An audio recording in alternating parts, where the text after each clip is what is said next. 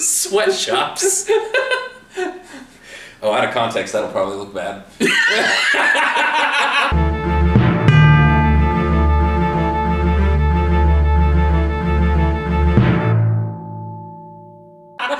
Well, I mean, most people aren't going to see this for another month, so I don't know. Yeah, fair. But anyway, there we go. Do we gotta lean in, Michael?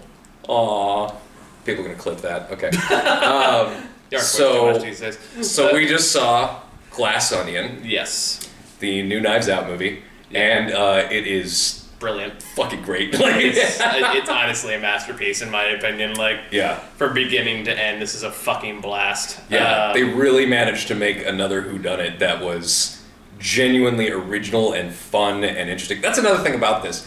I feel like they were having even more fun than they were the first time around. And it feels like they knew the first one worked, and they took why it worked, and without giving anything away, they found some fun ways to kind of twist it on its head a bit, or at least try some experimental ways of telling a similar format. Yeah. And it works. It works shockingly well. I do like how LeBlanc is kind of just like a goofy person from the beginning. Yeah. Because one of the things about the first Knives Out was, you're taking him a bit seriously for the first half. He seems like this mysterious guy. And then halfway through the movie, you start getting a glimpse into like what a kind of a weirdo goofball he kind of is. Yeah. And they just start out from the beginning with that here. Like he is not in charge, in control. He's basically having like a slow burn emotional meltdown because he hasn't had a case to work on for so long. Well, like the funny thing about it is like they were going to lean harder into it originally. I think one of the original ideas behind the sequel was that they were actually going to just inexplicably change his accent with no explanation.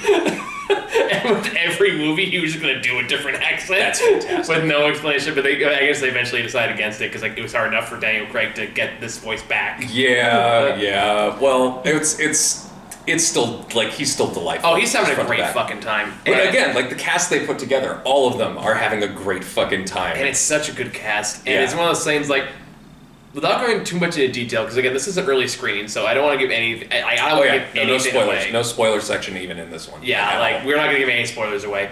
But the themes they touch on in this, and I don't think that's a spoiler. That's pretty obvious in the marketing.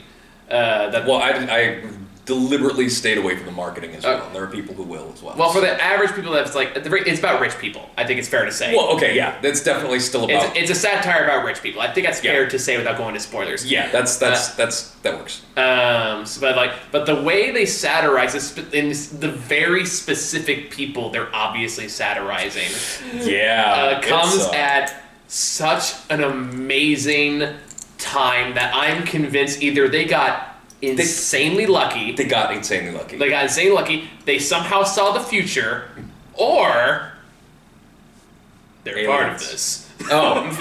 We went in very different directions there. I don't know. I was like, either way, they caused this. No, it is shocking how on the nose timely this is in this moment of history. And like especially like what a great time to do an early screening for your movie. Oh yeah. It's Do you think like the directors and like Rian Johnson is sitting there just going, I am a genius?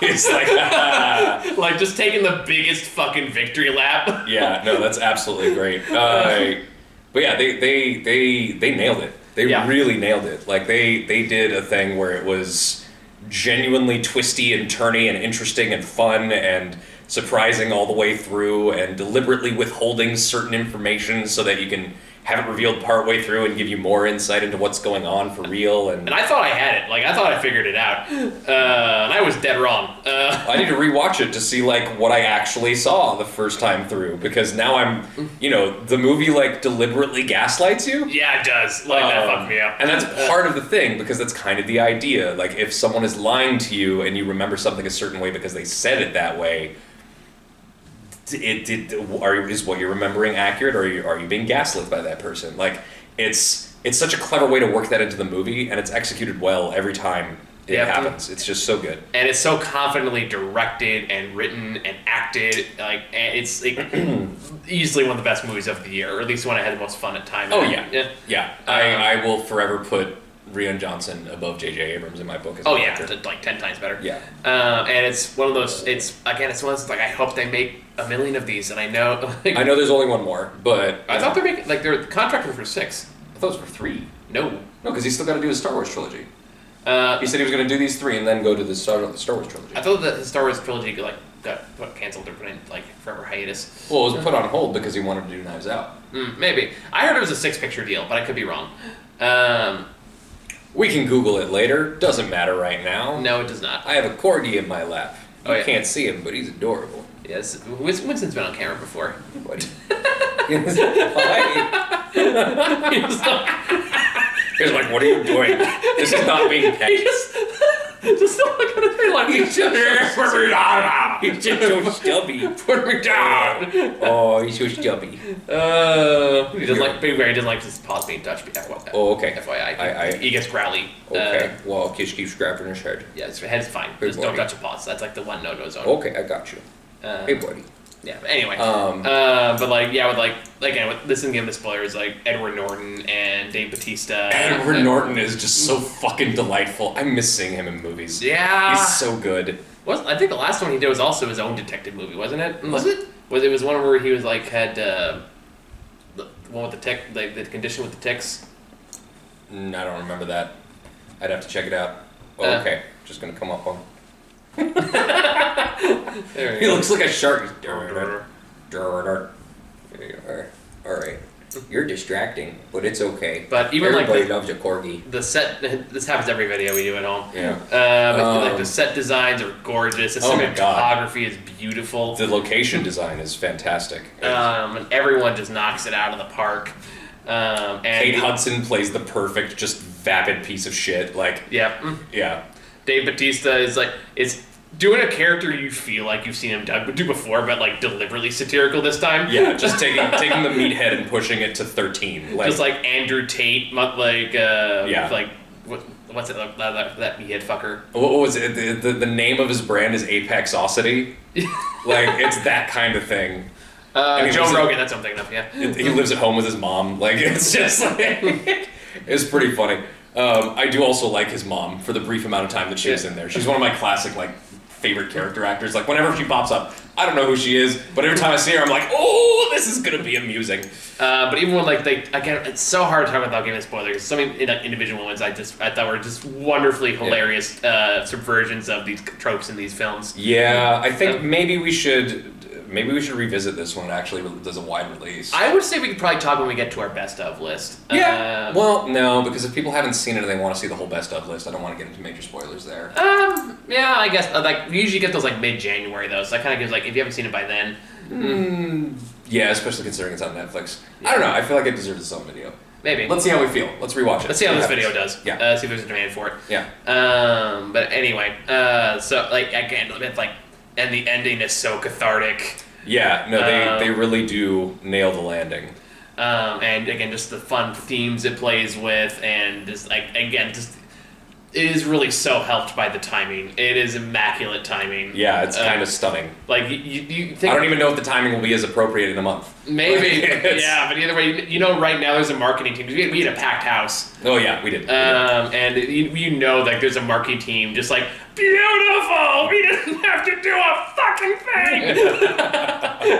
It's now the payoff. He did what on what? Oh, wonderful, fucking tastic. No, they. I mean, it really is one of those things where it's just sublime how it all comes through. And, it's so fun, and I'm glad this genre is coming back.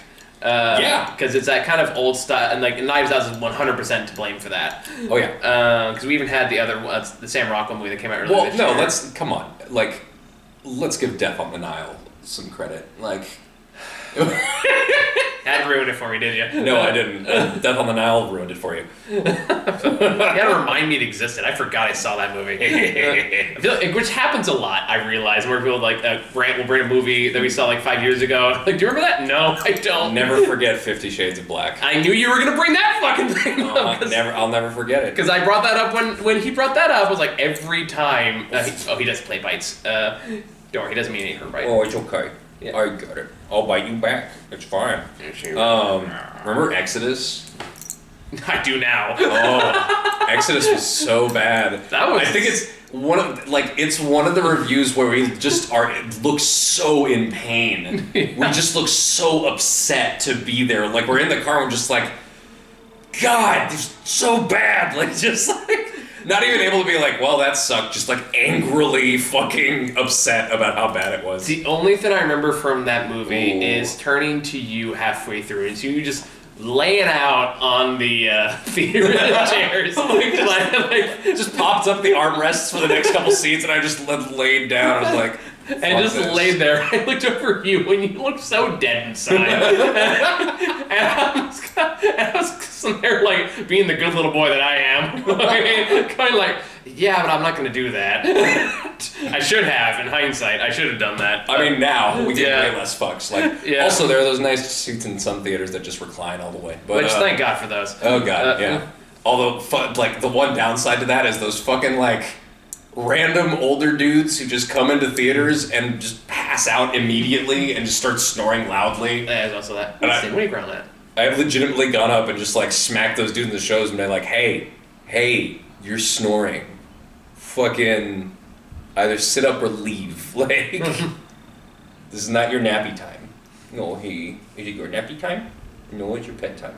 Oh, hey, buddy. But yeah, the one thing that I did notice throughout it that was kind of bothering me was I didn't like how the soundtrack was mixed. It was just a little too far in the background. I felt like there were some moments that were supposed to be really big flourishes that were impactful, and the volume was just at the same level it was when it was in the background for other scenes. So it was just like, it made me sad as a music and sound person, but it's a minor gripe in a movie that is generally fucking amazing. It's not something I noticed. Yeah. So take for what it's worth. Rian Johnson does some really great, like, whoever the DP is on this movie had some fun with some of the shots. But there's some really cool shots. There's one point in the movie, without spoiling anything, where the lights are out.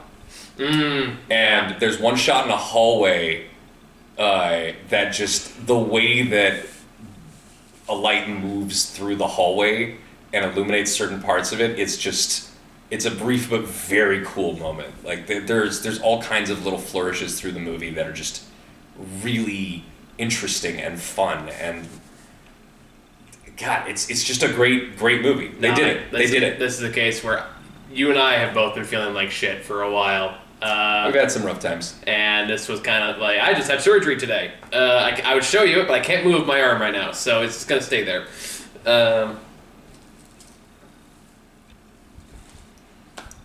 I literally can't even do that.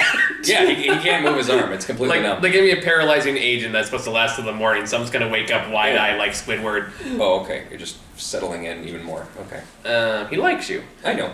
I can tell. I'm glad. Animals like me. Yeah, he likes people, but especially with the good pets. I also don't know if you noticed the rug. I did. That's pretty great. Yeah, it was just unfortunately covered by poo and pee stains because of you. You know what you did? You ruined Godzilla. Nobody can ruin Godzilla. Not even you. Shout out Godzilla. I'm not happy about that still. Well, he's allowed to not be a fan. People have opinions. They're wrong. Yeah. Fucking Winston looks at Godzilla and just like, fuck you. I can take him. Probably think so too. But anyway, small dog syndrome. But anyway, yeah, no, movie's great. It's fantastic. It's a masterpiece. I loved every second. Easily a 9 out of 10. It is, to put it simply, my shit. Yes. Like, this is 100% my genre. Death and Nile, notwithstanding, I love most movies that fall into this genre. There are bad movies in any genre. True. When it comes down to it, they took what worked, they really focused on it, they pulled it off again, and it's a surprisingly funny movie. Yeah. Like, I know the first one was already funny, but this one was somehow even funnier, and I think part of it is just the fact that I really do think a good amount of that is owed to the fact that they just took the gloves off with LeBlanc just being silly from the start. And Daniel Craig is a great actor with really great comedic timing that people do not give enough credit for. Yeah. Like, Logan Lucky is like a surprisingly funny movie, and a lot of that is because of him. And still has like one of the best joke jump cuts I've ever seen in a film. I'll have to watch it. I still have to watch it. A lot of things I still have to watch. Should I just say it or? No. Okay, fine. All right. If you've seen the movie, you know what I'm talking about. But yeah, we're gonna stay spoiler free. The movie comes out around Christmas and streaming, so definitely go watch it. And if there's enough demand for us to revisit it, we'll talk spoilers then. In the meantime, we are gonna keep our mouth shut and we're not gonna spoil anything, so that way you guys can have just as good a time as we did. Knives out, forks up, spoons down. That should have been a trilogy. Make that thing new, like before sunset. Yeah. Trilogy. I'm gonna bring him to my house to watch it again, and then I'm going to make sure he takes his benzos so he can't leave, and then I'm gonna just put the Human Centipede trilogy on, and he's gonna watch it, and it's gonna be a bad time. Okay. And then it'll be a good time, and then we'll figure out how to talk about it. Drugs won't help.